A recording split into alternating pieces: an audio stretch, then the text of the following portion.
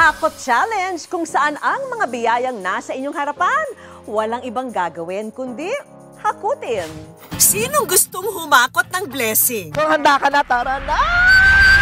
Dalihan mo, tulungan mo! Ngayong gabi, isang maswerteng nanay ang makakahakot ng grocery items sa loob ng 30 segundo. Wow! Pagtunog ng buzzer, Stop na! hudyat na tapos na ang challenge. Ayan, ang dami! Ang tanong, magkano kaya ang lahat ng nahakot niya? Magko-compute-compute na tayo mga kapuso kung magkaroon lahat mga kapuso. So, Sama-sama nating alamin yan dito sa Good News. Ang vlogger mula Palawan na si James, kung handa na kayo, hakot na! ito raw ang paboritong pa-challenge sa kanyang mga content. Sige, pahakot pa! Only hakot sa loob lamang ng ilang segundo. Dagdagan ba? Naisipan ko mag-hakot challenge talaga kasi nga dati talaga wala kaming grocery. So sabi ko mag-grocery kami ng pamilya ko. Para ubos yung budget natin ngayon mga biya. Sabi ko, hakot challenge pro na lang pamilya ko. Why not naman ibang tao naman i-bless ko? Ang challenge na ito, in ngayon sa social media. Kung saan-saan na nga umabot ang hakutan, mula sa mga pangangailangan sa bahay hanggang sa mga produktong pampaganda. Pero si James may hugot. Hindi lang daw siya basta-basta nagpapahakot para humakot ng online views. Nung bata raw kasi, hindi nila naranasang mag-grocery. Dati talaga mga bi, Diyos ko dahil sinasabi ko sa iyo, wala kaming pagkain dati. Si tatay nag-uuling lang, nag-iisda yung tatay ko dahil. Pagkatapos hindi pa sapat yung kinikita niya kasi nga nangungutan lang yung tatay ko pag kulang sa budget. Kaya naman nang mauso ang vlogging, sinamantala ito ni James. Please, huwag niyo ko i-bash. Huwag niyo ko i-judge siya. 2018 nag-start ako mag-vlog. Ang inspirasyon ko is talaga yung pamilya ko, yung kahirapan namin sa buhay. Kaya sabi ko mag-vlog ako, baka sakaling mag-boom. Ang daming obligasyon! At sa sipag niya sa pagva-vlog, sa ngayon, nakahakot na siya ng libo-libong followers. Thank you for watching! Dahil din sa katas ng kanyang pagva-vlog, unti-unti niyang natupad ang pangarap ng kanilang pamilya. Nakapagpundar ng negosyo, nakapagpagawa ng bahay, at nakabili ng sariling lupa.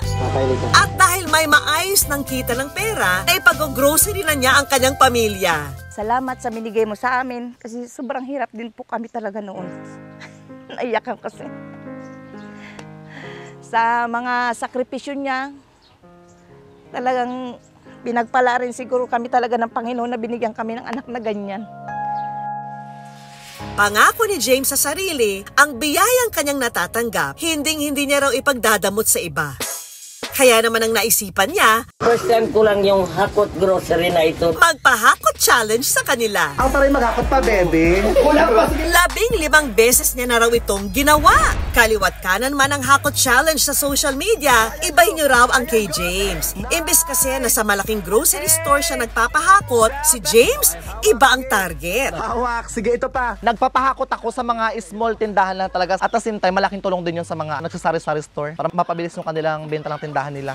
Maganda man ang hangarin, hindi raw maiwasang may masabing for the content o for the clout lang. Pero si James, hindi raw magpapaapekto sa bashers dahil alam niyang malinis ang kanyang hangarin. Normal lang binabash tayo. Doon tayo mamumold to be the best version of yourself. Kahit binabash nyo ako, magpapatuloy ako.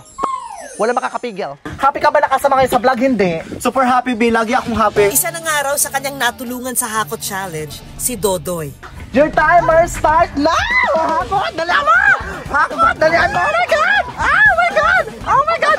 Yung mga pinahakot niya sa akin na yun na yung pagkakataon ko para hakutin yung mga importante na kakailanganin namin sa pang-araw-araw. Nagkakahalaga ng 16,000. Yung iba naman sa mga nahakot groceries ko, yun yung ginawa kong puhunan para magkaroon ng maliit na tiangge.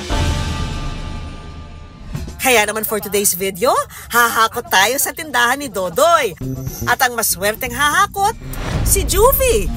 Ina sa kanyang 5 anak. Noon pa man daw, pangarap na niyang magkaroon ng maliit na sari-sari store para sa pamilya para pandagdag kita.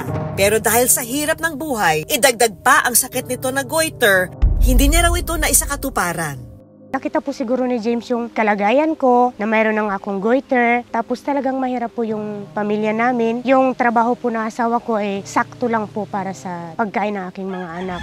Huwag kang mag-alala, Juvie, dahil may hatid na good news sa'yo si James. Ayan, so handa ka na ba sa paghahakot? Handang-handa na! Ayan. Within 30 seconds lang, dapat makahakot ka na. Pagtapos lahat na mahakot mo, babayaran ko! Your timer starts now! Hakot na! Oh my God! Dalamat eh! Dalamat eh! Dalamat Oh my God! Sige pa, damahan mo, Bill! Damahan mo pa, Bill! Damahan mo pa, Bill! Ayan, ang dami, Bill! Ayan! Sige, damahan mo pa! Oh, ayan pa, sige pa, hakot pa! Hakot pa lahat yan, babayaran ko. Sige pa, sige pa, sige pa! 10, 9, 8, 7, 6, 5, 4, 3, 2, 1! Stop na! Mukhang nakarami ka, Juvie, ah. Pwede bang utang? Hindi pwedeng utang, hindi uso yan ngayon, no? At ang total na nga ng nahakot ni Juvie, 3,800 pesos worth of groceries. Sobrang pasasalamat ko sa'yo kasi sa napakalaking puso mo, isa ako sa napili mo. Yung sobra nito, mag-start ako ng maliit na sari-sari store. Oh my God! Pangarap ko talaga yun, B. Hindi lang yan, para mapa-check up ang kalagayan ng iyong sakit na goiter. May dagdag pa kaming regalo para sa iyo. Nagbigay sana ng konting cash, pandagdag. Ay, thank you. Maraming salamat po talaga. Talagang good news. Napaka-timing ninyo. Salamat. Salamat. Salamat po, good news.